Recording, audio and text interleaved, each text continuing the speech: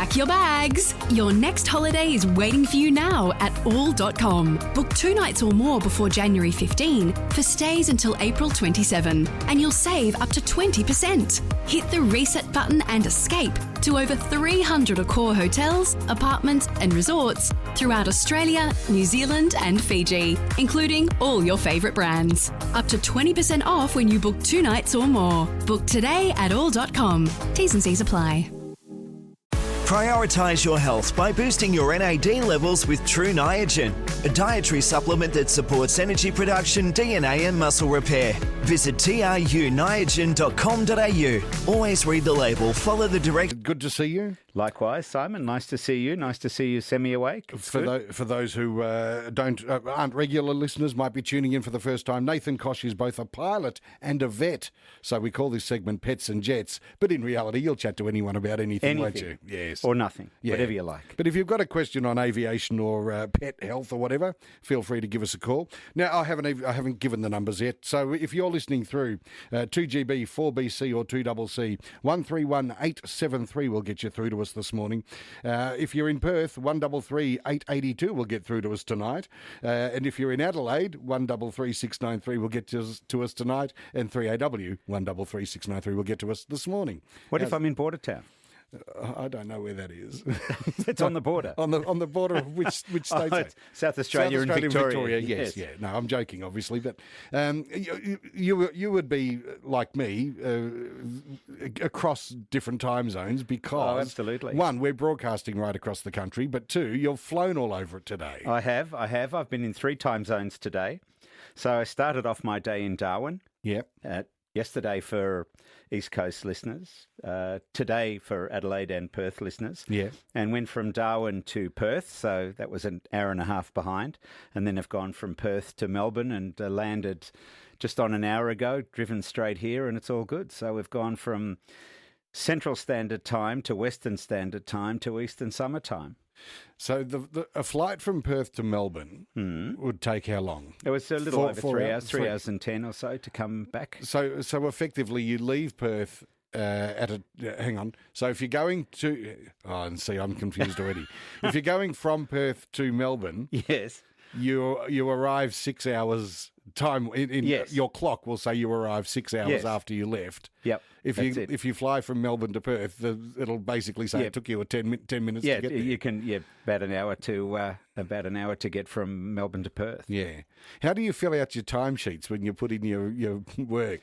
Well, we kind of cheat because all of aviation is done in Universal Coordinated Time, UTC, which is Greenwich Mean Time. Yep. And everything is done that way. Because of that, I mean, you cross the border. I've looked everywhere. I can't see the red dotted lines that I find on the atlas to know when we've changed over the border. So they've got to repaint those lines. Oh, they do. Yeah. They're already faded. I mean, but then that's, infrastructure's just falling to pieces, including red lines. But, so we all work on the one time zone because otherwise we would be all over the place. And if you were flying... say at this time of the year, of course, you've got a problem with New South Wales and Queensland. And if we land on the Gold Coast, for instance, the border actually runs through the runway. So really? the southern end of the main runway on the Gold Coast is in New South Wales and the northern end is in Queensland. So what I do when I'm giving people the time if we're landing, I say, well, if you're going to go out of the airport and turn left, the time is this. But if you're going out of the airport and you turn right, then it's an hour behind. Your thoughts on this? Okay. We always, daylight saving. Yes. We go forward an hour, we go back an hour. Yep. Why don't we just permanently go half an hour? Because half an hour is a big muck-up, and those in South Australia and the Northern Territory know all about that, because all the other world time zones and things are essentially hour. What I would suggest that's going to make life an awful lot easier for people is why don't we have Eastern time on the East Coast, back an hour for the centre, so you'd push Adelaide back half an hour and the Territory as well, and then an hour behind that is Western. So you've got Eastern, an hour behind is Central, and an hour behind is Western. But of course, at this time of the year, because South Australia does daylight saving, Northern Territory doesn't do daylight saving. WA doesn't. Queensland doesn't. But Victoria, New South Wales, the ACT and Tassie do. So we've got 5 time zones now in this country. And it's very difficult. And for people that, say, are on the Gold Coast, because it's right across the border of Queensland and New South Wales, you can live on one side and work on work on the other. Or if you're a person who travels, a tradesperson or something or other, and you're across the border area, then you're going to have to work out your appointments and things, because hang on, is that going to be an hour behind in Queensland, an hour ahead in New South Wales? So it would be nice if they could get together and just sort of make it a bit standard, and that way everyone will be a lot better off. Well, I heard the other day, I think it might have been Pat Panetta who came up with the stat, that, I think it was Pat, that China has one time zone across the entire country. Is that correct? I'm not sure, to be honest, but I think it might be. Yeah. But the whole idea of the time zones is that, it's to do with the sunrise and the sunset. So depending on where you have your time zones, it's not going to, get dark at 3 o'clock in the afternoon and then, light at midnight. So that's how they work these things. But why the powers that be came up with the half hour, because everywhere around the world, bar, I think there's one time zone in India that is also a half hour time zone. But it's the Territory and South Australia that are half an hour. Everywhere else around the world, it's all in multiples of an hour. Well, here's another idea. We successfully went from pounds, shilling and pence to dollars and cents. We did. We've successfully gone from feet and inches to metric. To centimetres and metres, and miles to kilometres. Why doesn't the entire world just switch to Greenwich Mean Time? Because this is the thing. We say, working hours, 9 to 5 is your standard job.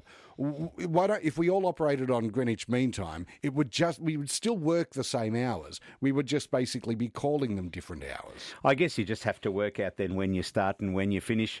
There is a it's just an ease, in fact, in just sort of having the same working hours everywhere, and then depending on where the sun is. But I hear what you're saying. Certainly we do it in aviation, and then that becomes hard when you're trying to give local times or flying times in South Australia or the Territory, because you're going, hang on, is that a half an hour forward?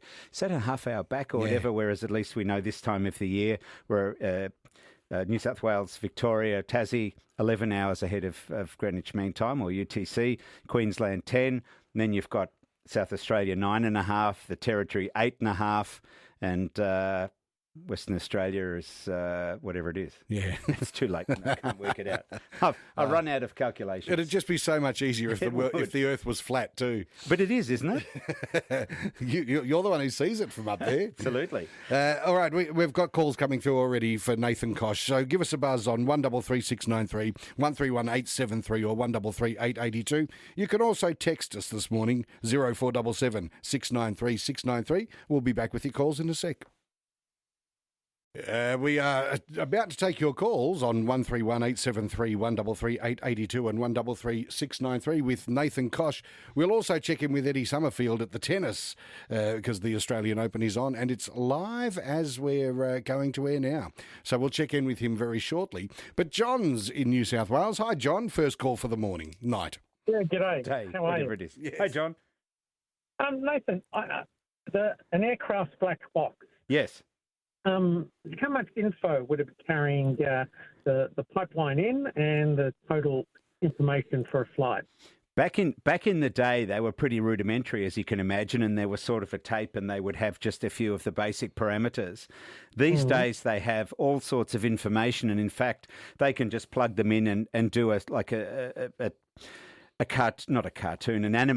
animation of where the aeroplane's going, what the controls were doing, what the instruments were saying, all that kind of stuff. So the information they have in them is incredible, and there's heaps and heaps of stuff.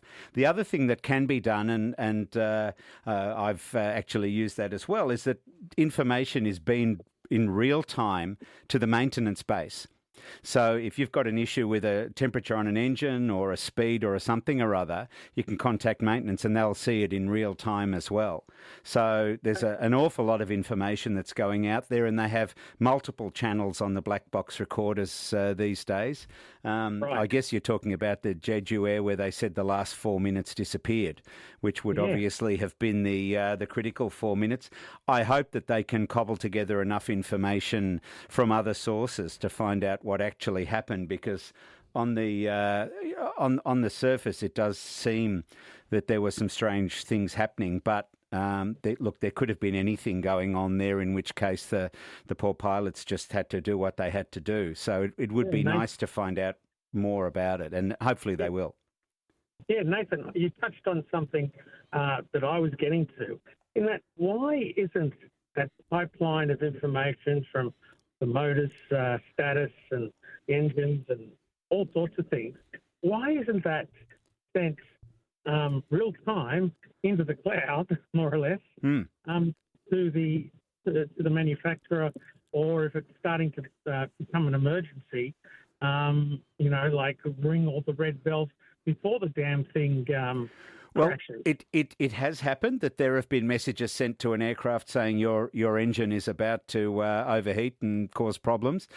I was just having this discussion today because I know that, my airline, we do have the information being sent back to the maintenance base up in Sydney in our case. But I'm not sure whether that's standard with all airlines or whether it's sort of an optional extra. And one would hope that that's the case because, as you say, they can monitor trends and the computers can monitor and go, hang on, the trend is a temperature's going up or something's about to happen. And before it does cause a problem, that you might be able to do something about it. So I think this is a discussion that we'll have more and more. We do have that information, but like I say, I'm not sure that all airlines do it. I hope they do, and maybe and there is a push for it to happen, because then you're not going to be as reliant on the black boxes as you are now, because they'll know what's going on in real time and they don't have to go searching for them. And if they are badly damaged or if information goes missing, there'll be a backup. Yeah, like that MH140, that was totally lost. And the 370? The 370, sorry, yeah. Yeah.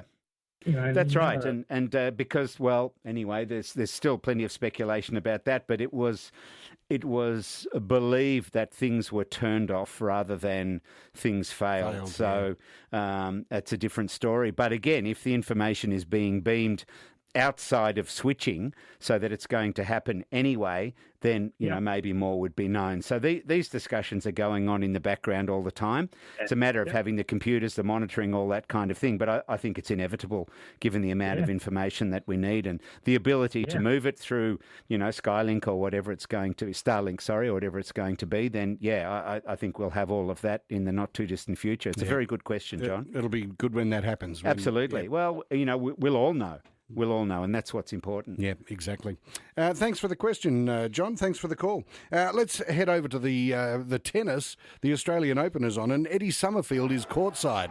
It's going to be the start of basically 2 weeks of late nights for you, I think, Eddie. Absolutely, Simon. Where else would you rather be in mid-January than at Melbourne Park after midnight? And there's a 5-setter on at the moment. Last game of the night, Chris O'Connell, and you'll just hear the umpire behind us he just call a match for American Tommy Paul, who's beaten Australia's Chris O'Connell in 5 sets, 6-2, 3-6, 6-1, 6-7, 7-5 in the 5th set. That game going a tick over 4 hours. The last one finished here at Melbourne Park on this Tuesday morning as it is now. Naomi Osaka, she's currently on Rod Laver Arena. She's just wrapped up her first round match. She was pushed in the second set but managed to win through in 3, 6-3, 3-6, 6-3, the former winner here at Melbourne Park. Simon, record-breaking day today, 95,000 people through the gates here at Melbourne Park, which is a record by some margin. Let me tell you, I'll just get the numbers up for you. That's impressive, isn't it? That's incredibly impressive. So, was it 95,000 through the gates here tonight? The previous record was 81,000 last year. So 14,000 people more. They managed to squeeze through the gates and into the little crevices right around the place. I know when I walked in, one of the alleys that I went through, there was a group of people standing in the corner off having a cheeky smoke or a vape or whatever you do these days. So there's people absolutely everywhere here at Melbourne Park today, and a thrilling day of tennis. 9 Australians advancing through to the second round. The AFL, just to put it in perspective, an AFL Grand Final crowd is usually just shy of 100,000. So that's and that's the big sporting event for Victoria is the AFL Grand Final, and this is sort of we've got 2 weeks of this. We do, and this is obviously coming off the back of the Boxing Day Test, which set an all-time record for the biggest Test match attendance, of course, over 5 days. Australia-India, that game, the last game of 2024.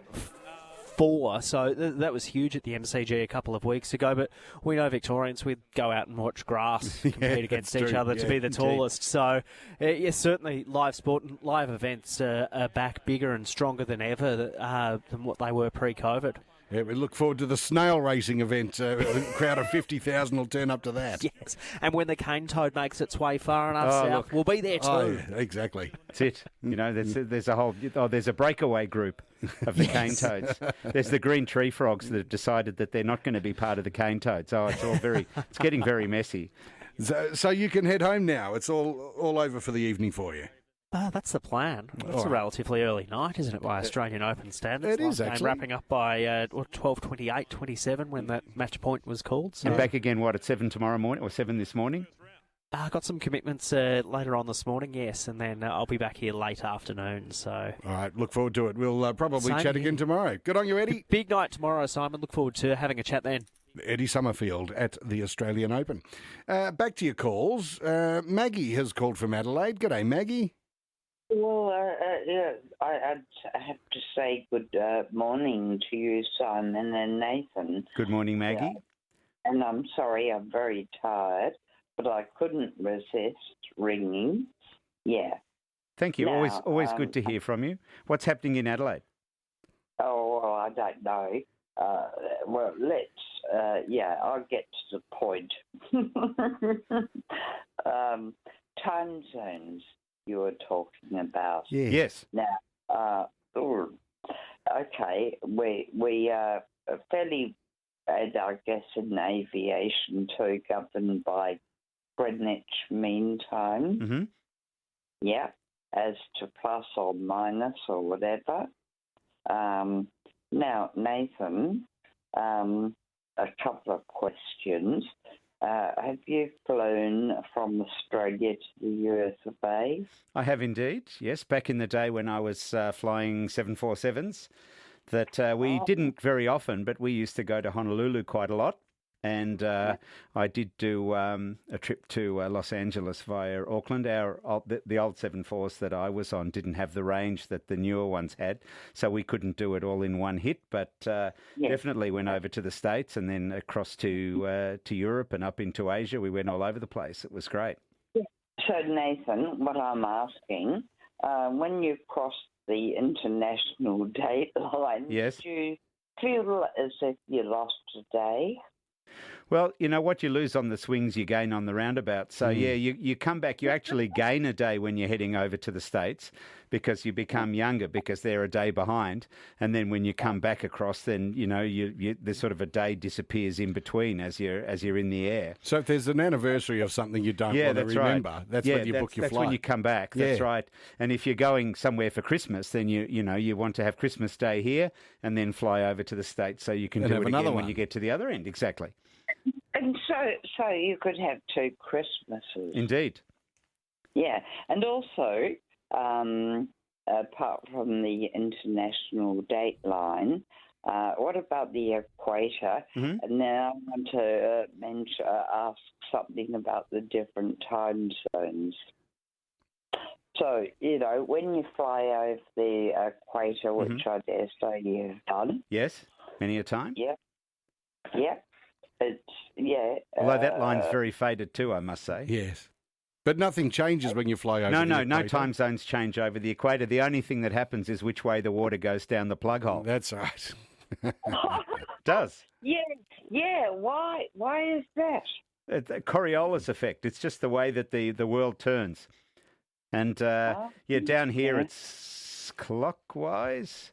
And Northern Hemisphere, it's anyway, one or other. One's Someone the will know. other, yeah. I never remember, but I keep looking at it and go, oh, hang on, it's going the other way. Thank you Also, one last thing, Yeah. please. Time zones.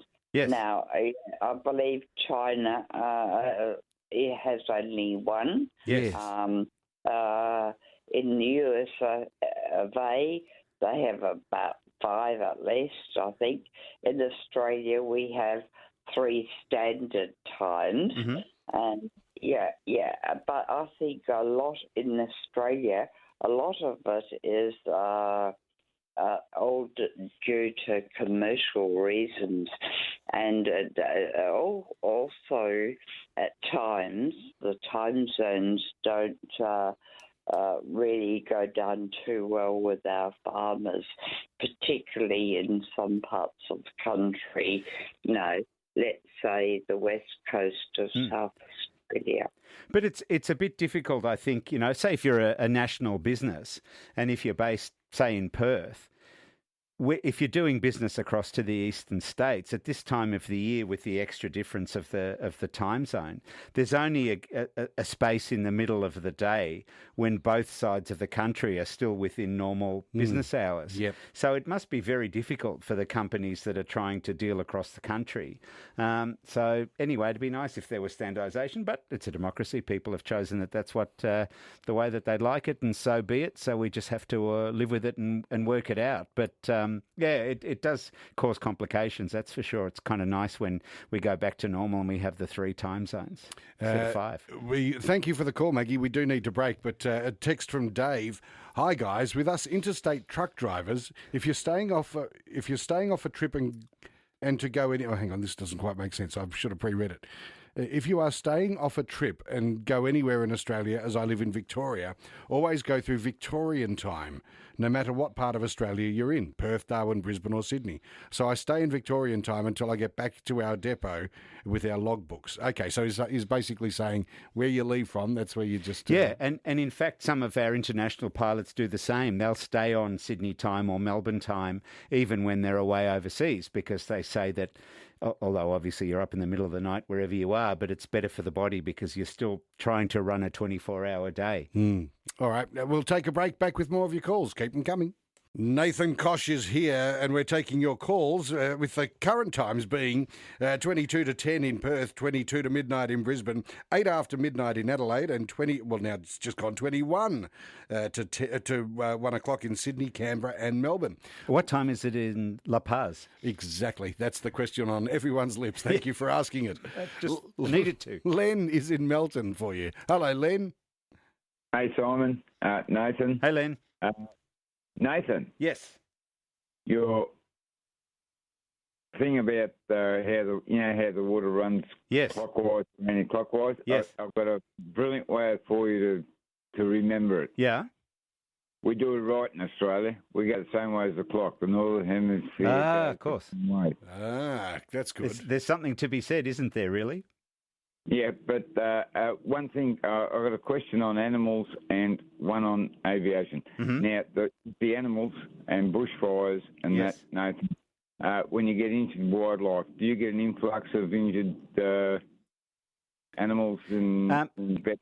Given that when I do my vet work, it's in a suburban practice, we don't. But certainly the rural practices, those practices on the edge of cities, they get a massive upswing in injured animals and burnt animals and that type of thing. And of course, the great people at Wires, all the wildlife carers and everything, if the animals aren't too badly injured, they'll do the first aid and look after them. But I guess, if there's anything more serious, then people will bring them into the vets. And vets, all vets are very good at, not charging anything for looking after wildlife, because that's just part of what we need to do to help look after our native animals. And it can be very trying, very upsetting, because I know this is something that comes up whenever we do have bushfires, and what's going on in Los Angeles is obviously an example of that too. But if you can't get an animal back to the point where it's able to be released, then there are many times, and because the resources are so stretched, they'll need to be put down because they're not going to be able to manage on their own. And that has an effect on vets as well. Obviously, we do what we do because we're compassionate about animals, and as much as, part of the job at times, we do have to put animals down. But as I was just talking to someone yesterday evening about it, that when they're very unwell and they're sick and they don't understand what's going on, it's a kindness to do that. But when you've got situations where you have to make a 50-50 call with wildlife, it's very difficult. But if they can't manage on their own, then they can't live by themselves, and it's a lot of a problem for them. And sometimes the kindest thing to do is just to not let them continue. Yeah, sorry, Len, you were going to say something else? Yes, with aviation. Yeah. We had that incident with Etihad with the tyres being deflated on and rejected. Takeoff, yep. Takeoff. Now, I saw this thing on the phone today and said, tyres exploded on Etihad. Yeah, no, they don't. And that's... Is it actually true that the tyres have something inside them that actually make the tyres deflate? They do. There's when you're rolling, would someone be looking at the performance of the tyres and see if something's gone wrong? And yes, Simon. You people in the media, you people always get things wrong. The ill-informed, as always. But what happens? The tyres. Two things with the tyres. Number one, they're filled with nitrogen gas, not with even compressed air, because nitrogen is less flammable than air, so it's not going to explode. The other things that they have is they have weak points built into the tyres called fuse plugs, and if they overheat, those fuse plugs will melt first and let the tyre deflate so that the tyre doesn't explode, because obviously that, could be quite catastrophic if you're a firefighter or something going there when the thing stopped, and you could get killed by a piece of burning rubber. So the tyres are designed to deflate, and that was the problem. The tyres did deflate. They overheated because of the energy that was required to stop during the rejected takeoff. And then because they were flat, they couldn't just taxi off. And then I believe there were some issues of trying to find a jack to jack the aeroplanes up, jack the plane up, and then to change the tyres over. So that's why it took quite a while before they were able to get the aeroplane off the runway. But yeah, they are designed to melt, and they are designed to deflate slowly as opposed to exploding. Because they are lethal weapons if you had a tyre like that with the pressures that the tyres have exploding. The bigger aeroplanes have tyre temperature gauges as part of their instrumentation, so they will know whether the tyre is about to let go or not. But when you do have a rejected takeoff at high speed, it's not a straightforward thing, and there's can imagine a massive amount of energy that gets transferred to the brakes to stop. So yeah, that's what happened. So the aeroplane got stuck, but they didn't explode, and they had the fireys there to cool the tyres down. But yeah, they are designed to deflate, and that's what they did. Thanks for that, Len. We've got a break, and then we'll get straight back to calls again. But when what was the question I was going to ask? Is tyre? Oh yeah. So when a plane lands, you hear the noise as the tyres make contact with the runway. Yes. So obviously they're skidding for that first split second. Yes. How long does it take a tyre to wear down and then need to be replaced? They're replaced roughly every 6 weeks. Yep. Because of exactly that, because they're not spinning when we land. They're stationary, and you can imagine you're coming in to land at 200 k's an hour, and so that tyre's going from 0 to 200 k's instantaneously. So they always do, and that's why you see a puff of blue smoke always when we land, because that's just the tyre grabbing a little bit of a skid and then it goes. So they have tyre wear indicators. They do retread the tyres quite a lot, because as you can imagine, tyres are very expensive, and so they have a retreading process. They can retread aeroplane tyres. Yep, they do that quite a lot. And then once they have a certain wear pattern and a certain amount of, you see a little bit of canvas in there, and once it reaches a certain amount, they have to change the tyres over. So they do it very regularly. Yeah. Interesting. Yeah, I found that fascinating. Thank you. I learn something every week with you. We do need to break. We'll come back with you, Nathan, Terry, Justin, Gina and Stan, with you all in a minute. Nathan Koch is here, and the other Nathan's at Dallaston. G'day, Nathan. G'day, Nathan and Simon. Hey, Nathan, how are you? There's a question. Yeah. You say there's like a this is for flying. You say there's a bad flock of fire, like over in America is. Yep. What happens would you get told not to fly over that, or Yes. what you do? Yeah, they do. You get told. And it happens here if they're using firebombing aircraft and that type of thing. They put a temporary restricted area around the area so that those aircraft can operate without having to worry about anybody else. And no one's allowed into the restricted areas without permission from air traffic control. So they do that. They block off areas of airspace to make sure that the firebombers can operate unheeded. Okay, well, that's what I thought to ask you. Yeah, I didn't know if you knew or not. Yeah. So no, they definitely do that, and they get priority. And of course, a problem with any of the fires is with the smoke, the visibility is way reduced. So if there happens to be an airfield or something nearby a fire, then that essentially that will be closed. And they might use that for staging for the helicopters and the other aircraft. So they just put out what they call a NOTAM, a notice to airmen. Still in the bad old language, but and they'll say that a particular aerodrome is not available, it's closed due to requirements for emergency services, that type of thing. Or they will put out a temporary restricted area such that you're not just allowed to go and fly and have a look, and if you need to pass through, it's got to be done with permission, just so that the firebombers can do what they have to do. Thanks for the... Sorry, yeah. What happens if they don't? They're saying what you said. Yeah. If they don't tell you if there was a fire, there's like the helicopters are there. Yes. If they don't tell you, what happens? Well, we'll always be told, because they will always put out a notice if there are fires. And sometimes if we spot a little fire, we'll talk to air traffic control and say, look, don't know if it's been reported yet, but we've actually seen that there's a little fire somewhere, and they'll ask roughly where it is, and then they'll pass that on to the authorities. So we all work together to make sure that we can try and keep things as safe as possible. But as soon as they've got the firebombing aircraft, they get a higher priority, just as, say, police aircraft do, or flying doctor or anything like that, if they've got emergency patients on board. So they get priority over everything, and then, we'll all be pushed out of the way so they can do what they need to do.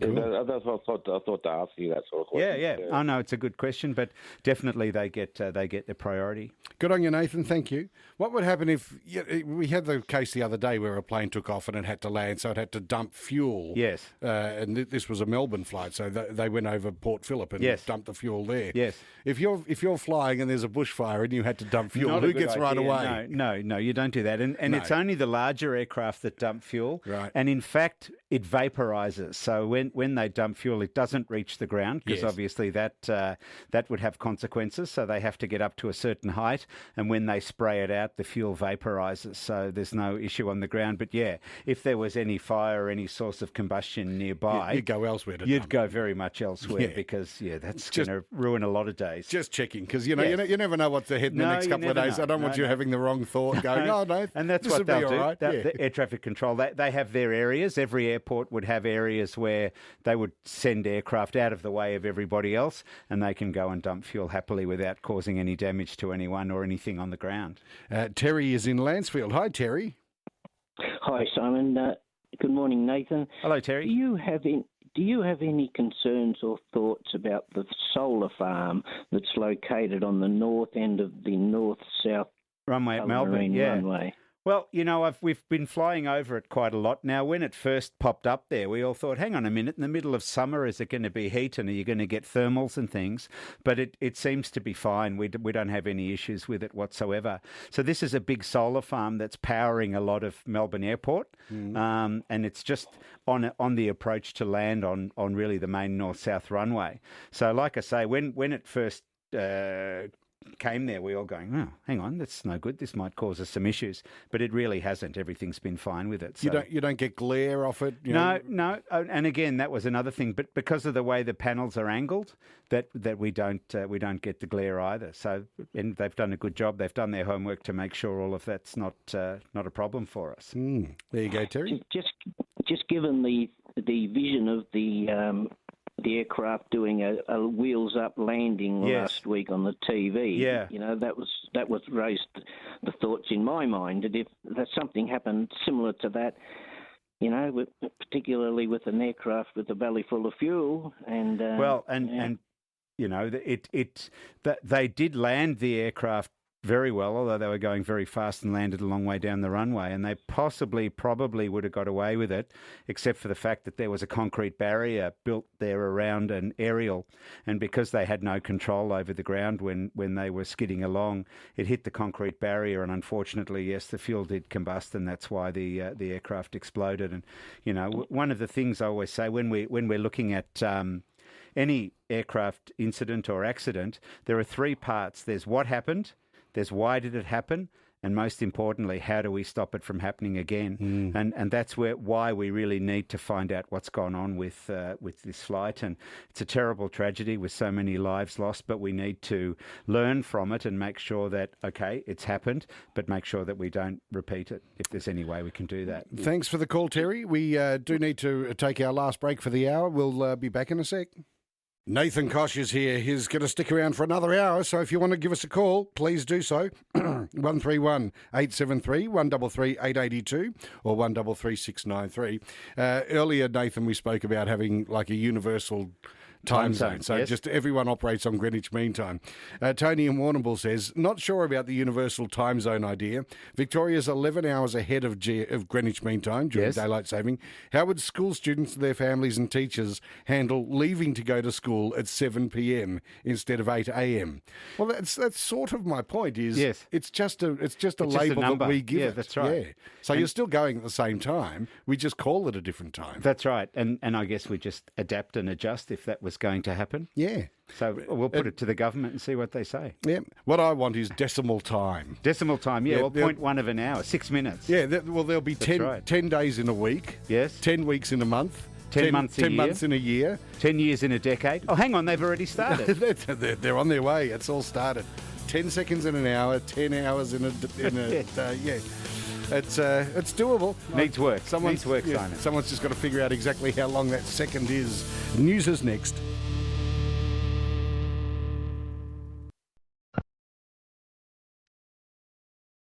Now, this is Australia Overnight with Simon Owens.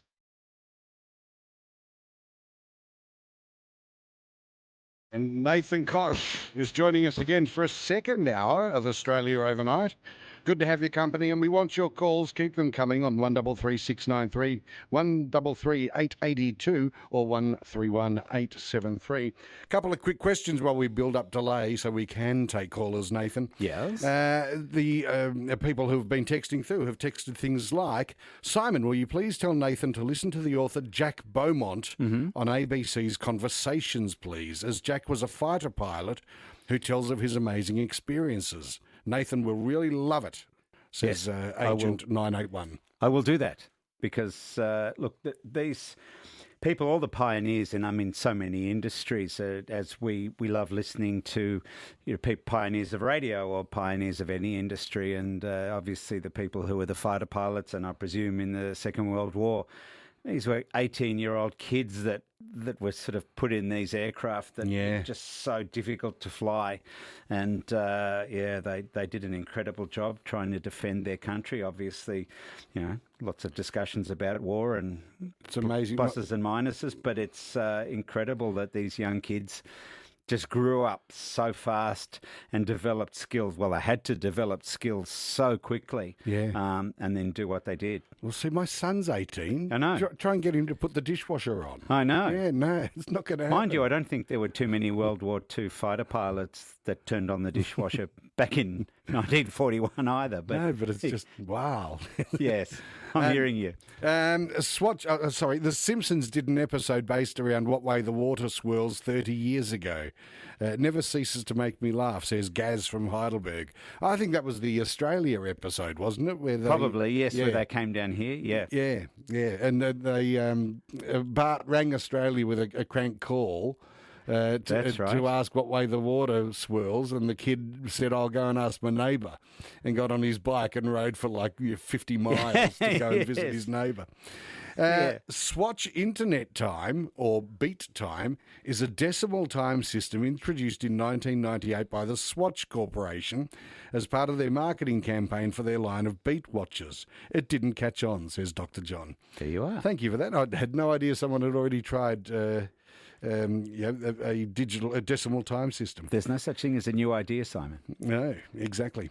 Good morning, Simon and Nathan. Have you heard any talk of an aircraft being built larger than the A380 for future generations? A plane that can carry 1,000 passengers, asks Michael in Herne Hill. Look, they're not really developing them because then you start to run into infrastructure problems. Obviously, an aircraft of that size has got to have a massive wingspan, and that makes it very difficult as far as, well, runways, not so much maybe, but taxiways and parking bays and all that kind of thing. So the A380s, they had to do a lot of modifications and double-decker boarding gates and all of that type of thing. So the emphasis now is not getting on bigger. I think we've sort of reached the sweet spot as far as the size, so that now the emphasis is very much on greater efficiency. Yep. And as we sort of look to sustainability and that type of thing, they're trying to make the engines more efficient and the aircraft with materials that are lighter and that type of thing. But I don't think that they're going to go bigger, because the problem is that there's not too many runs that need 1,000 people on the flight. You know, you can just have 2 flights that go with 500 people, and that's going to be enough. So, no, they haven't really gone down that path. You know, discounts for thinner people?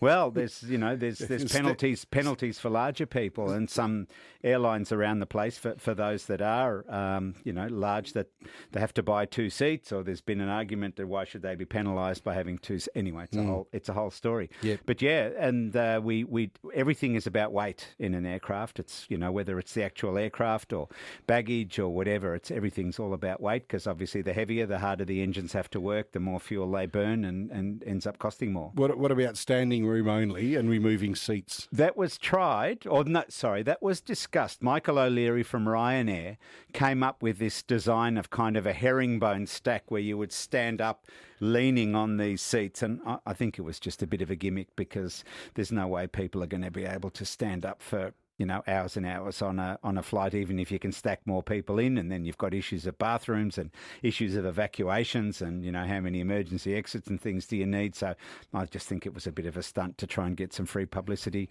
which it did even all these years later, because we're talking about it. Here we all are. That's it. All right, let's get back to your calls. Gina is in Gladstone. Hi, Gina. Oh, hello. Thank you for waiting. Thank myself. No, thank you for waiting. Yes. Listen, I'm in Gladstone, and years ago I worked at the Observer newspaper, and at that time there was a lot of the tandem thrust and, you know, those things that they did, exercises with aircraft and naval and all that sort of thing. Yes. And I was lucky enough to actually be able to get on an aircraft carrier that was tied up, or, you know, moored, I should say, at Auckland Point Wharf. And it just amazed me how they had the hooks, you know, when the planes landed on the aircraft carrier. Yes. And this is what I was curious about when the fellow said before that. Sorry. That's all right. Sorry. Okay, have some water. Yeah, that's right. I'm coughing all the time too, so don't feel bad.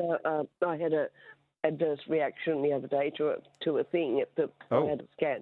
But it shrunk my throat. Now it's coming back to normal. Good. But listen, what I was thinking about was they had these hooks that when the planes landed on the aircraft, that would pull them up. And I thought, why wouldn't they be able to? Also, the fact that he said the wheels, they stop the wheels when they land, you know, on an airport. And I thought, okay, I'm just curious. It's why couldn't we have some sort of similar thing, on passenger aircraft on the land, as it were. When they, and a lot of the military bases have for the pilots practicing, they do have a similar arrestor cable, they call it, that pops up, and these aircraft have a hook down the back, and if you land properly, the hook lands up on the arrestor cable and basically pulls the aircraft up super quick. there are massive G-forces involved, gravitational forces, and also off an aircraft carrier, they have a catapult that actually flings the aircraft into the air as well because they can't develop enough speed just on a normal takeoff roll. So there are massive forces on the pilots, and I don't think the public would wear that. There's also massive forces on the aircraft. So the fighter aircraft being small can be built rather compact and strong, whereas if you tried that on a passenger aircraft, the amount of weight that you would need to keep it strong enough, I think, would be prohibitive. So, yeah, we don't have arrestor cables and catapults for the passenger aircraft. We just build longer runways. It's a good idea, isn't it? But impractical, as like so many of the other things we've mentioned today. Yes. There's some. I suggested off air to Nathan when we were talking about tyres earlier. Why don't because the tyres wear out because they're not moving when they hit the runway, and then all of a sudden they skid, and that wears the tyres. I said, why don't they make them spin so that when the plane lands, they're not going to skid, and therefore the tyres would last longer. That would make sense to me. Yes. But as you said, it just if you have motors on the wheels, it's just extra weight and extra weight space. For the plane. So they figure it's cheaper to just change the tyres than it is to put all this extra technology on there. Yeah. So and what happens if one side spins and the other doesn't because the motor fails? Then you go around in circles. Well, the thing is, you just spear off the side of the runway. So there are potential problems with all of that. But we'll work on it. We need to workshop it. We come up with all these great ideas, Gina, and everyone's thought of them ahead of us. It's a shame. I think we sound pretty genius when we come up with our ideas. Thanks for the call, Gina. Anthony's in Sydney. G'day, Anthony. Hey guys, how you going? Good, thanks. Got a question about the airspace around Sydney Airport. For some context, I'm a pilot out of Bankstown. Yep. And with Western Sydney Airport coming in, it seems like Bankstown again is going to have the training area disappear, of course. That'll become Plus Charlie or Delta over Western Sydney. What do you see as the future of Bankstown and training in the Sydney Basin? It seems like it's just going to get pushed out, essentially. Yeah, look, it's with Western Sydney, obviously, they have to have approach paths and they have to have protected airspace for the airliners and the freighters and things that'll be coming in. But this is a discussion we're having because the same thing's happening in Melbourne at Moorabbin Airport. You've got the suburban sprawl has sort of gone all around it, and the developers or the people who have got the leases on the airport are property developers, not aeroplane people. And so in Bankstown, they've closed the crossing runway, as you'd already know, and they're building all these other things around there. So I think the future of the big city light aircraft airports is very much under pressure at the moment, particularly Melbourne and Sydney. So it'll be interesting to see how they work out a means of keeping Bankstown traffic still flowing and getting people out to a training area where they can do all their learning to fly, because where else are we going to get the next generation of pilots? You got to have your light aircraft, and you've got to have your light aircraft airport. So I think there is a lot of pressure, and it'll be interesting to see what they come up with, Anthony. I think you're spot on there, and maybe where the Bankstown days are numbered and they have to move it further, move the general aviation airport further out. It's quite possible. Yeah, thanks. Yeah, thanks for the answer. I really agree. It seems like a lot of the training's going out west. Yeah, I think it's just going to have to, which is a real shame, because why shouldn't the two biggest cities in Australia have training airports that are within a reasonable distance? So if you're going to go and learn to fly, you don't want to be driving 2 hours to get out to the airport to have a lesson each day or a few times a week. So I think it's going to be a problem in the future, definitely. So finish your licenses and everything now, get into an airline and you don't have to worry about it. It's someone else's problem then. As I understand, the Qantas training is out west at Tamworth, or is it somewhere out west? They bring pilots in from everywhere, but there is an academy at Toowoomba, and that's where it is. But I think it might be Virgin that's at Tamworth. Anyway, the airlines have got academies now, but there's also other ones around in Ballarat, just west of Melbourne, and in Bendigo, sort of to the north of Melbourne, and there's others in near Perth and that type of thing as well. So these academies are popping up all over. Beautiful. Good on you, Anthony. Thanks for the call. Appreciate that. Keep the calls coming. Nathan Koch is here for the remainder of this hour. 133 882 if you're in Perth. 131 873 if you're in Canberra, Brisbane or Sydney. And 133 693 if you're in Melbourne or Adelaide. Give us a call. This is Pets and Jets on Australia Overnight. Nathan Koch is here. Let's chat to Stan. We've got some texts I've got to run through as well, but let's chat to Stan in Western Sydney first. Hi, Stan. Hi there. Simon and Nathan. Hello, Stan. Yeah, Simon, you were talking about yesterday. I wanted to ring yesterday, but I couldn't. About the, synagogues getting defaced and all that. And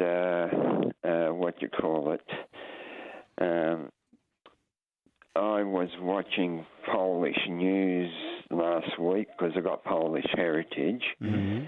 And what's coming up is this month, which will probably be a bit depressing for the Jewish community, is the 80th anniversary of the liberation of Auschwitz. Mm. Yeah. Yeah. Yeah, like I said, it's 80 years, and it's a dark period in the Second World War, and I feel sorry for the Jews how here in Australia they're coughing all this abuse of defacing of the synagogues, and only in maybe a week or two, I've forgotten what date it is, but January will be the 80th anniversary. Yeah. Yeah. No, thank you, Stan. And it's a sombre reminder, a bit of something that should never be forgotten. That's right. And, for any group of people, it's not just Jewish people, there's been plenty of tragedies committed, atrocities committed against people left, right and centre. And it's just so sad that we as a species, it's happening now. Why can't we figure out things? And you can disagree with people or have different views about things, but why does one have to get to the point where you're prepared to lose your life over it? It's very sad. And as I said yesterday, my whole thing is always we live in one of the greatest countries in the world, and anyone who wants to bring something that's happening outside of Australia into Australia, I find that really sad. We should all go to bed each night hoping that we've all made the world a little bit of a better place with our actions during the day. And so when people from all walks of life bring external issues into this country, I find that really, really sad. And learn from each other. Yeah. Just learn from different cultures, learn from different nationalities, It makes us all the better for it, I think. Yeah, well, I touched on that, and I know I'm a bit lighthearted and flippant about things, but I was saying yesterday, and Jay would remember I was saying yesterday, that look at what we have culturally, food-wise in this country. Oh, yeah. With without multiculturalism working as beautifully as it does in this country, we'd all be eating...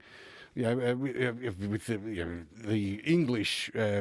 roast beef and 3 veg. Yeah, exactly. Yeah, it would be sausages. That would be all we have. Sausages and... Oh, well, mind you, we have Bunnings, don't we? But yeah, we just... we have a fabulous multicultural society, and anything that divides is just terribly sad in my mind. We'll back to your calls in just a minute, but we've got some text messages. It's nice to hear, Nathan. David is in Harbin. The temperature is negative 18 degrees Celsius, where David is at the moment. Oh, you can have that. He sent me a video of that thing where they throw boiling water into the air. Oh, and it comes down as ice, down as ice, yeah. Oh, good grief. They gave it a crack and it worked. Oh. So good on you, David. Hope you try and stay warm. Hi, Nathan. The animals in LA would be tragic. Oh, it is. Yeah. Our environment is, well, particularly in Australia, and I guess the same in the States in a different way, is designed for fire. We have a lot of species that require fire to regenerate. If you've seen a gum tree after a fire, a few weeks afterwards, or, once there's a bit of rain, you'll see the greenery around the trunk, and then all of these, the branches start to grow because the buds are actually underneath the bark, and then it takes fire to split the bark, and then these buds can grow. So the vegetation is designed for it. But we've always had fires, even long before we were, there were human beings here, because lightning would start fires, and that would just burn slowly along every few years until the wind changed or it reached the ocean or a river or something, and then that ash would go back into the soil and act as fertiliser, and that's how things worked. And then, Indigenous people came along and understood that, and so had little fires here and there, and I've seen it up in the Territory. traditional people burning. It's not like we do now. And they'll set these little spots, and so the animals and the lizards and snakes and things can get away because it's just one little spot. Yep. And if they are going to hunt, then they'll stand around the edge of it, and the wallabies will come out or that type of thing, and they'll catch them. So it's little spots around. And then we've come along and we've said, aren't we really clever? And what we're going to do is we're going to take some napalm and we're just going to make these great big long lines of fire. And that's what they do, and they drop it from helicopters or they do that type of thing. So we get these big long fires, and then the animals don't have the ability to get away as easily as they did. And as I see it anyway, please, anyone, if you've got ideas, give us a call. But because we put fires out now, we don't let these things smoulder and burn every few years and have these cooler fires. So now with all the build-up of undergrowth over years and years and years, when we do get a fire, they are incredibly hot because there's so many years' worth of undergrowth there to burn. And so these fires become conflagrations rather than a slow-burning fire every few years that just cleans up the undergrowth. So because of us being very clever and doing a better job than nature, we've made things worse. Exactly. Question, a listener pointed out, the question from a caller earlier was about landing on solar panels. Oh, yes. So sorry. Now, I distracted you by talking about the glare off the solar panels. Yes. But yes, I think the caller might have been making the point. About landing, yes, because it's on the approach to the airport. Yeah, so for those who didn't hear the earlier caller, so these solar panels are where?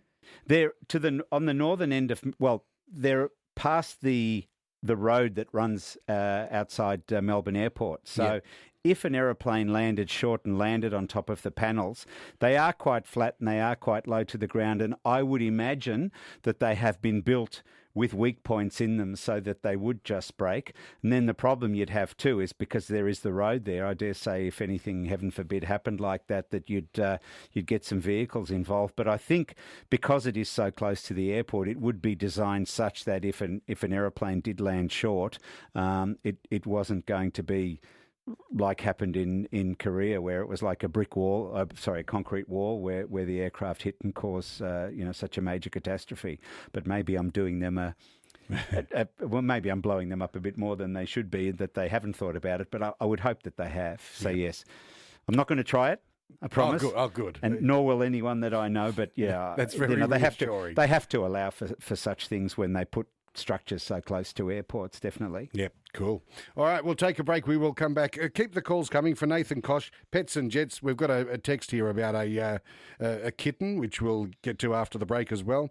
But give us a buzz, 133 693, 133 882 or 131 873, or text us 0477 693 693. Aviation questions, pet-related questions, or just whatever's on your mind. Nathan's happy to chat about anything. Vern has called in from Morwell for Nathan Koch. G'day, Vern. How you going, Nathan? Hey, Vern. And Simon. And just want to talk about, firstly, bushfires. Mm-hmm. Sometimes they can be, they can start with a broken headlight. In the bush. Yep, or a broken bottle or anything. It acts like a magnifying glass, of course, and it can spark something. Exactly. Now, my mum was a plane watcher in the Second World War, and I gave her certificate to Tony Don't Care. He does, deep down, very deep down. And she reported a Wirraway crashing into the weir at Glenmaggie. Mm-hmm. And when the weir dried up, I know some friends of mine, they took the guns off it and they took them home. Oh. But I don't, they would have been pretty rusty and everything. Mm-hmm. But now... in the early day, after the war, you could go to the RAAF in Sale and buy a plane. Yes. They were very cheap. They were. And, my father bought a Avro Anson, mm-hmm. and he had a year's full of nuts and bolts. and wheels for hay. Trailer or something. Yeah, and my other uncle bought a it's either a Mustang, it could have been a Wirraway. Mm-hmm. A pretty flighty little thing. We used to play in it as kids.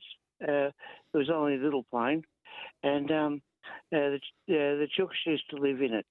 And one day, one day a plane came over, and she had a knock on the door and said, "Look, to my auntie, would you like to sell that plane?"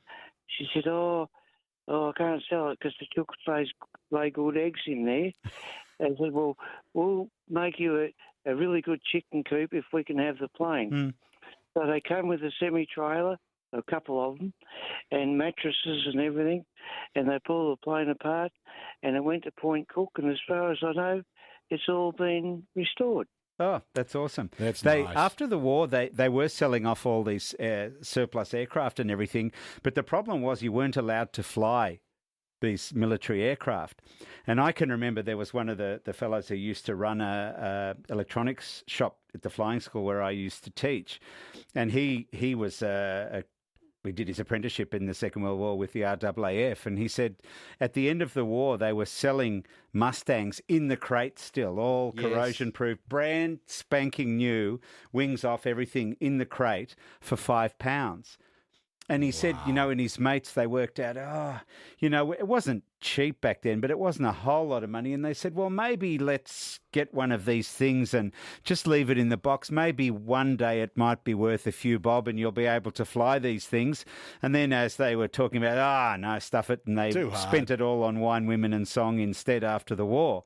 Now, if you had a Mustang in a crate now, I don't know how many millions of dollars it would be worth, but it would be worth tens of millions of dollars, I would imagine. Yeah.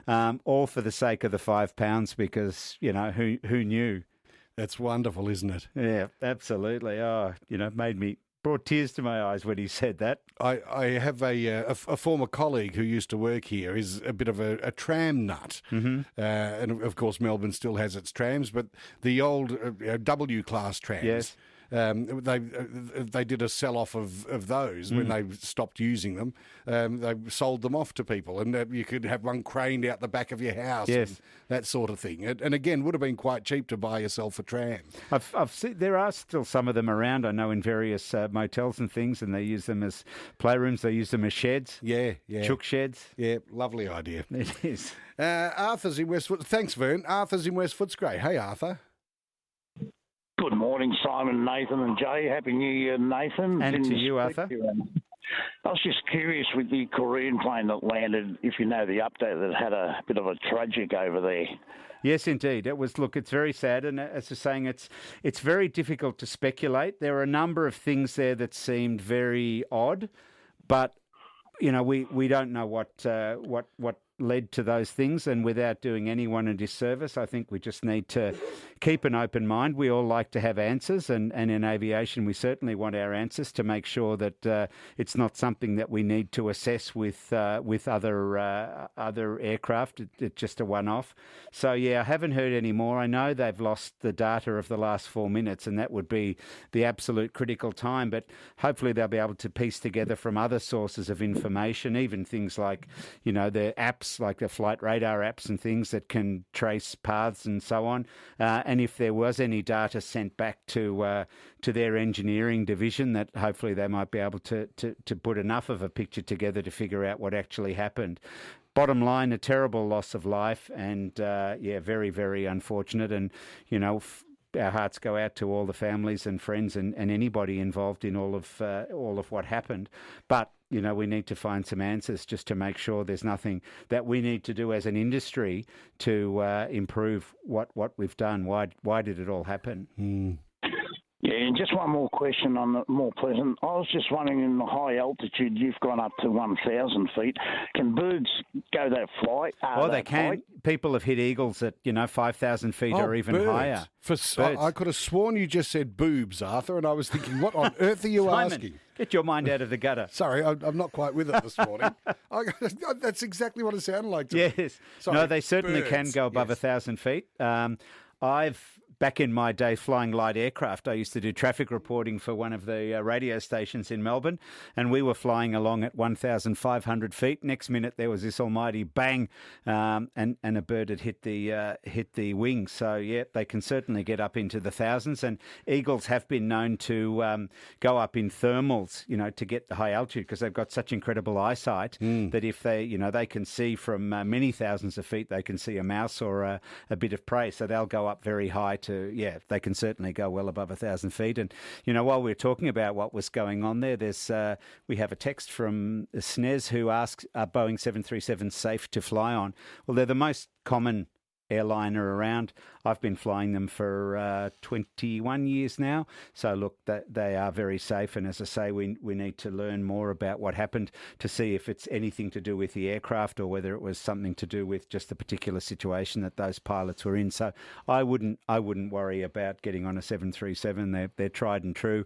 It's the Holden Commodore of the skies. Well, it's the old thing, isn't it? You've got more chance of dying on the road than you have in a plane. Well, when I used to do, we used to run fear of flying courses, and I was involved in those. And on the last day, graduation day, we used to go with the people, head up from Melbourne to Sydney and have lunch and fly back. And when we all met at the airport, I would say to everybody, congratulations, you've just gone through already the most dangerous part of the day, and that is the drive to the airport. Exactly. Doesn't help anybody who's nervous of flying, but, There was statistics. A great line from the movie Hook with Robin Williams playing a grown-up Peter Pan, and as he was grown-up Peter Pan, he was scared of flying, and he had to get on a flight, and his wife said, "Oh, it's your time to go. If it's your time to go, it's your time to go," and Robin Williams stops and says, "What if it's the pilot's time to go?"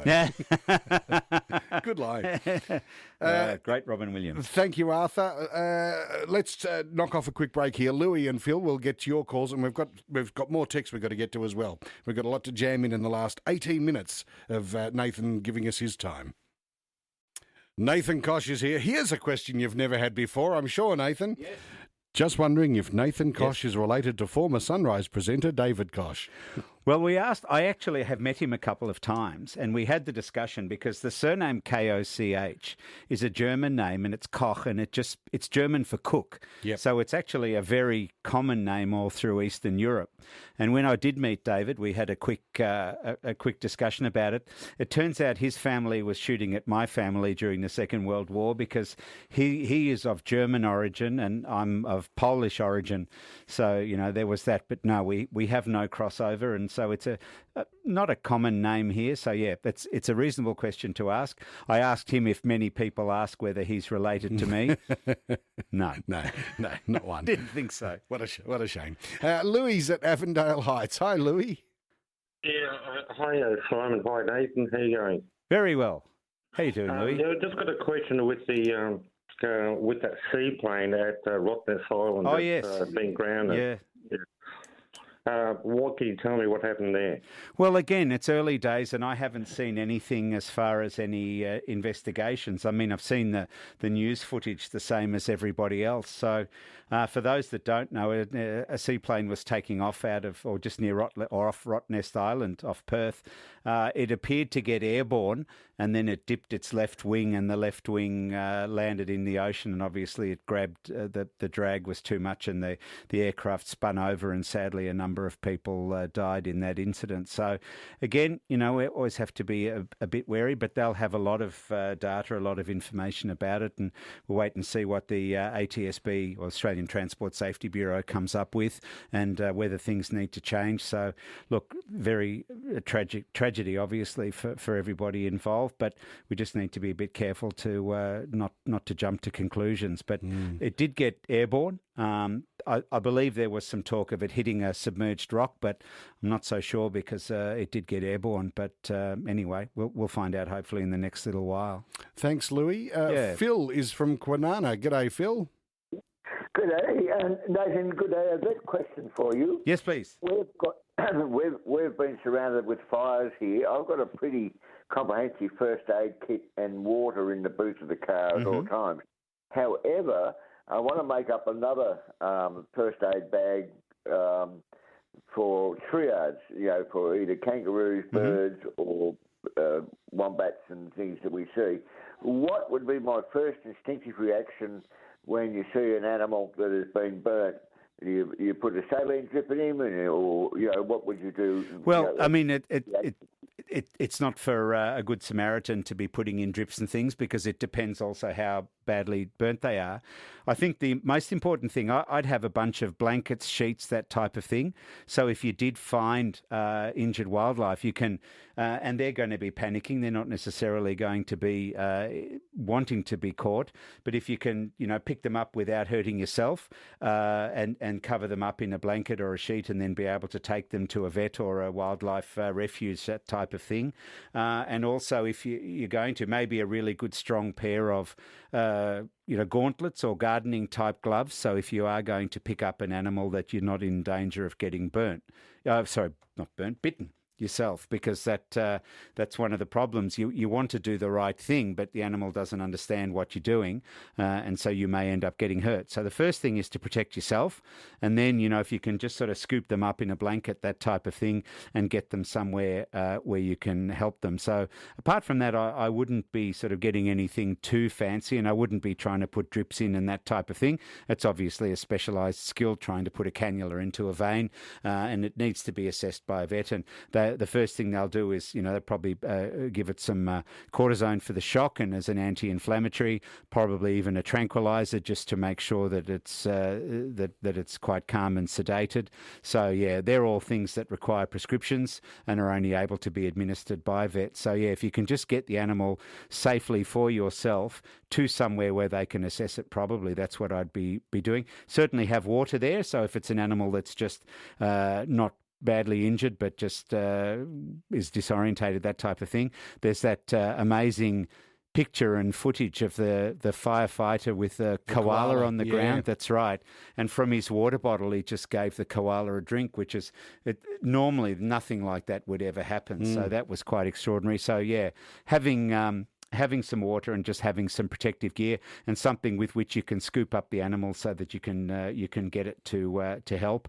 Maybe even if you've got room for some cages or something or other, so that you can put them in there so they can be safely transported. And that would be what I'd be doing for sure.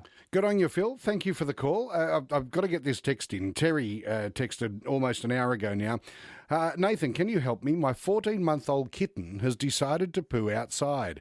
Is there anything I can spray the area with? It isn't a very large area. Thank you. Well, isn't that what you want, though? I was thinking exactly the same thing. Now, it all depends where, I guess, outside. If it's just sort of pooing on the front doorstep, on the front doorstep or on the patio, that type of thing. Yeah, your windowsill. On the windowsill, just where you're going to put your foot when you're going to get in the car, that kind of thing. Yes. But on yeah, the windscreen. There's that. So yeah, I think if it's going somewhere where you don't want it to go, you've got to help to train it to go where you do want it to go.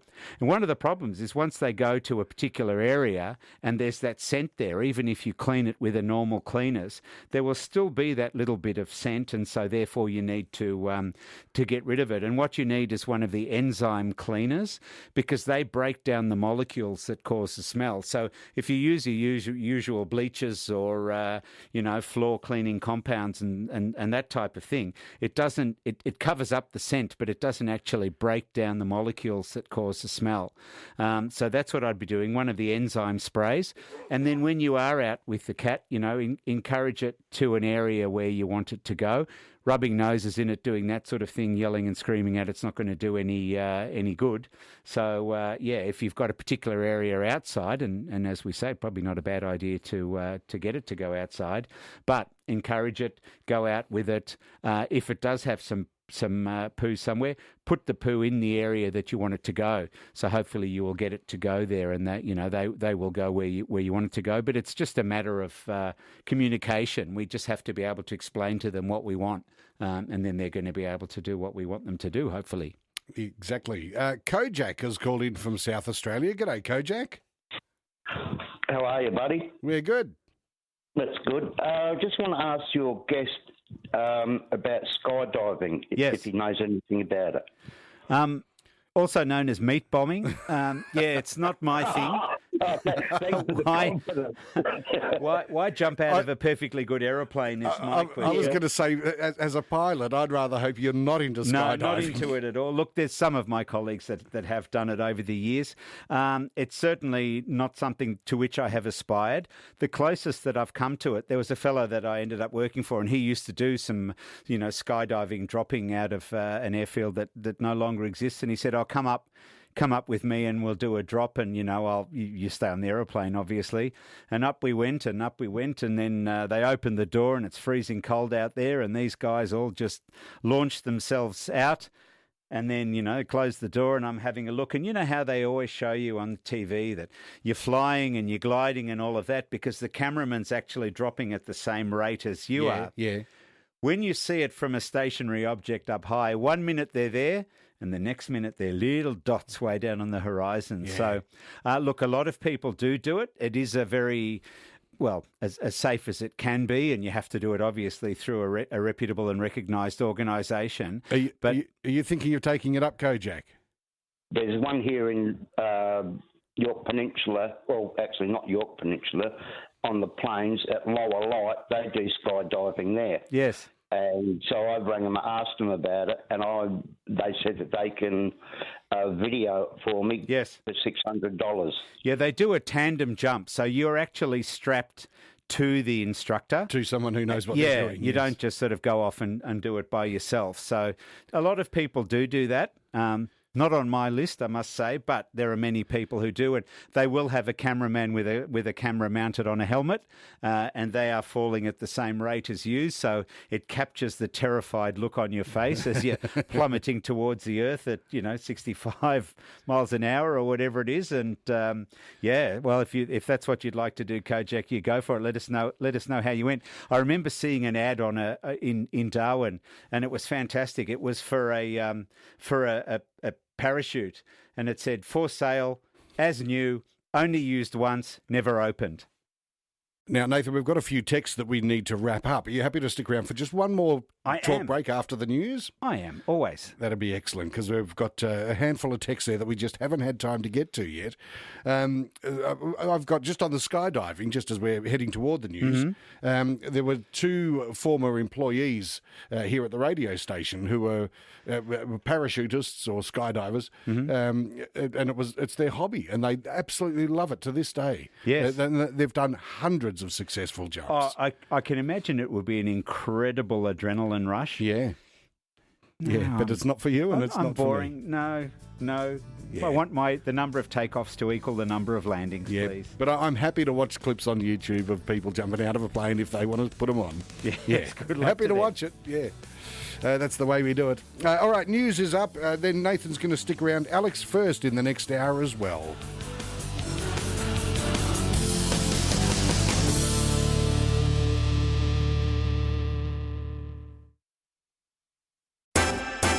This is Australia Overnight with Simon Owens. Welcome back. It is 7 after 2. That would be in Sydney, Canberra and Melbourne. 23 to 2 in Adelaide, 7 after 1 in Brisbane, and 7 after 11 in Perth. And we've got Nathan Koch is still here. He's very kindly stayed back at the start of this third hour of the show because we've got some unread text messages, Nathan. Well, you locked the door of the studio, so that kind of made up my mind for me. But apart from that, it's always a pleasure to be here and talk to everybody. Yes, and it's not like that Stephen King movie. Misery? Yeah, it's not quite at that level, No. but yes, I have shut the door. Yes. And now- you have got a mallet there that is concerning because you've been looking at my kneecaps. But that's just to keep Jay under control. Okay, fair enough. Fair enough. You know, that's good call, actually. Bit of a wild child, old Jay there. He is. Okay, so text from Craig in South Geelong. Avalon Airport used to be a training facility back in the day. We at Qantas used to use it for training because we had to do an hour actually in the aeroplane with the trainees. Now it's all done in the simulator, so it's not used very often. Jetstar go in and out of there, but it's not really used for like flying training. Well, Sorry, that's not quite true. We do use the navigation aids and everything there, but you won't find flying schools and things on the airport there, but it's certainly used to some extent for training indeed. Is Avalon like a big airport? I've never been. Yeah, to Avalon. It's a decent-sized runway. There's just the one runway. It runs north-south, and obviously there's the air show, and Tony Moclair, whom many of our listeners will remember and know fondly. He's one of the commentators for the Avalon Air Show. I think it's about March or so. They used to do a lot of heavy maintenance there. Much of that's gone offshore these days, so they don't do too much there. But Jetstar go in and out of there, and before COVID there was some other airlines going in and out of there. They use it for freight, by and large, as well. A lot of the big freighters go in and out of there because it's less busy than, say, Melbourne Airport. Alrighty. Maggie asks, what happened to flight training near Adelaide? Was there not an airfield at Malala? That I don't know. There's certainly some at Aldinga, Goolwa, different places around Adelaide. Parafield, of course, is the main airport there, the equivalent of a Moorabbin or a Bankstown or an Archerfield there in Adelaide, and that's where they do a lot of training. But I don't know, there were a lot of airfields in World War II that were built. There was one for those in Melbourne. There was one that essentially was underneath the Westgate Bridge at Fisherman's Bend, and that was the Commonwealth Aircraft Factories. They used to build aircraft there, check them out, and then take them off from there. But obviously once they started to build the Westgate Bridge, they had to close it down. So there are airfields all over the place. Alrighty. Morning, Simon and Nathan. Nathan, are you familiar with an aerobatic manoeuvre known as the Lomsavac? Lomsavac, yes. Oh, there's a typo in the text. There is, yes. Okay. What's it called? A Lomsavac. Performed by Chris Spirou in his Pits special. Yeah, sadly, look, a lot of people do it. Sadly, Chris passed away in an aircraft accident, and this is one of the risks, I guess, with doing low-level aerobatics. It's a manoeuvre where the aircraft just tumbles around in all different directions. It's quite spectacular to see. It looks like it's just falling everywhere. And the name apparently comes from Czech, and somebody asked the first person to perform it. They said, what is this thing called and whatever, and he called it a Lomsavac, which apparently is Czech for headache. Is that right? Yes.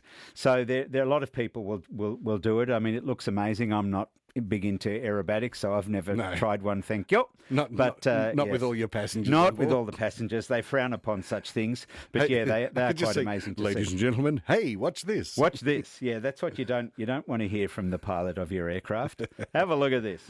Yes. Hi, guys. Thank you, Phil, for that text. This one's from Dave. Sitting here in Singapore, running through some pre-flight briefings. We're taking an empty A380 in a few hours up to Dresden in Germany for heavy maintenance. Nathan, great to hear some such spot-on and accurate info from a true aviation expert. Loving the show. Now, my only question about this is that Dave has just said he's sitting here in Singapore running through some pre-flight briefings. Yes. How's he listening to us if he's doing the pre-flight briefings? He may have the app happening. Yeah, but isn't he supposed to be concentrating? Yeah, but you're not full-on concentrating the whole time. Well, thank you, Dave. That's very kind of you to say. But I want my people on aeroplanes absolutely. to be concentrating. And we do and we are, but maybe they're having a break because they've just done a bit of a briefing and they're having to wait for engineering or something or other. Coffee run or something. A coffee run, absolutely. So, I think he's doing a very professional job and he's listening to us, and it just shows that he is a man of, great wisdom. Yes, good on you, Dave. Yeah, thank you, Dave. And you just said that a lot of the heavy maintenance has gone offshore. Yeah. Well, that's an example there. Correct. They're heading up to Dresden for heavy maintenance. In Germany. What else have we got? I love this from Mike. Hi, gents. Does Nathan get free parking at all Australian airports? Yes, when I park an aeroplane there, I've never had the bill as yet. Yes. You've never come back to get a ticket. No, you haven't got a ticket. But what I will do often, when I'm doing a walk around and the refueler gives me the docket for the, amount of fuel that we've purchased, because we have to reconcile to make sure we've got the right amount. And I'll take one look and I go, I'm not paying for that. And he said, I don't care. Or I have asked at different times if they take the 4 cent a litre discount voucher, that type of thing. You've got to do what you've got to do. Small things amuse small minds with me, so try and get a chuckle out of it. But when you do look at the fuel bill sometimes, or the amount of fuel that we buy, it's pretty staggering. Yeah, when they're talking about in an A380, if it's full, you'd be looking probably close to 200,000 litres. And at how much per litre? Is aviation fuel a lot more expensive than regular? It's a little bit. Actually, it's cheaper because it's a kerosene derivative that they use in the jets. It's not a petrol fuel, so it's Avtur or Jet A1. It's called, and it goes probably, depending where you buy it, probably $1.20, $1.30 a litre. And when you're buying 100,000 litres or thereabouts, then it adds up. It does. Yes. Why if kerosene-based fuel, like if it can power an aircraft, why don't they have kerosene-based fuel for motor vehicles? I think it's just that the petrol's probably more energy dense and that type of thing, and better to run for cars. A turbine engine is very different to a car engine with the pistons, and certain fuels burn better in certain types of engines. So I'd imagine that those kerosene-type fuels don't burn very well in piston engine aircraft, and you get detonation and all sorts of things in the engine, so you have to have certain parameters. Can we ever have a day where a car has little turbine...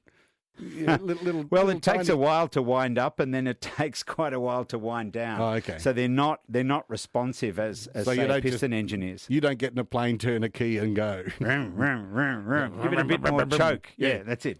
Tap on the accelerator. Yeah. So the way that we start a jet engine, it uses air to spin it, and then we get it spun up to a certain speed, and then there's an igniter, and that sort of sends a spark, with the spark, and then we introduce fuel into that mixture, and then it starts to burn, and then once it's sustaining, it will continue to run even without any input. We don't need to have an ignition or anything with it. It will just keep running on its own. That little starter thing, if ever you find a spare one lying around, the one in my oven never works. And I think a lot of people have that. Yes, so well, if you find those portable ones, you know, the type of things. If you find a spare one lying around an aeroplane, I wouldn't mind it. I'll ask the engineers. Sam in Hastings, I have 6 magpies that come over for a hand feed and wash in the bird bath. What else do you recommend to feed them? I feed them Devon ham. No, meat on its own is no good. Ideally, you want to give them a magpie mix or a wild bird mix that you'd be able to pick up from the pet shops. Or the other thing that you can use is get a good quality dog dry food and then soak that in water, because it's got, vitamins, minerals and goodies and things. I think a lot of people are fed mince meat or meat. This is a discussion that we've had over and over. Very deficient in calcium and can cause brittle bones and brittle beaks, and that's obviously not good for them. So anything, if you are feeding a wild animal, don't give them enough that they are reliant on you. Yeah. Give them a little bit so that it can be a treat and you'll have them coming, but they need to go off and find their own. Yeah. Because otherwise, if they're 100% reliant on you, you go away for holidays for 2 weeks, you come back and you're going to have dead birds because they've starved to death. So it's always important. Don't feed them entirely. Don't have them rely on you entirely. A little treat, but make sure that the treat is good quality. So either dry dog food or a magpie mix from a pet shop. Once or twice a week I have bacon and eggs for breakfast, and I'd cut the rind off the bacon and cut it up into little worm-like lengths and just throw that out in the garden. Yeah, and the Maggies love it. And that's fine. You're not doing it every day and multiple times a day. So, if it's a bonus for them, then that's perfect. But you don't want to get them, completely beholden to you. All righty. Nathan, thank you so much for your time, as always. My pleasure. Very much appreciated. Lovely to be with you, and I look forward. You got the fill-in guy back next week, don't you? Yes, that's right. All the official hosts are back for their official programs. That's it. As of the 20th of January. And I dare say I will see you, because for those who don't know you, you can single-handedly run this radio station. You produce, you panel, you host. I'm sure you do the wages and the timetables and everything as well on your spare time. Yeah, do my best. Good on you, Nathan. And you do it very well. Thank you, Simon. After the break, Alex first. Pack your bags. Your next holiday is waiting for you now at all.com. Book 2 nights or more before January 15 for stays until April 27, and you'll save up to 20%. Get away for less to over 300 Accor hotels, apartments and resorts throughout Australia, New Zealand and Fiji, including all your favourites like Pullman, Peppers and Swissôtel. Up to 20% off when you book 2 nights or more. Book today at all.com. T's and C's apply. Prioritise your health by boosting your NAD levels with True Niagen, a dietary supplement that supports energy production, DNA and muscle repair. Visit truniagen.com.au. Always read the label, follow the directions for use.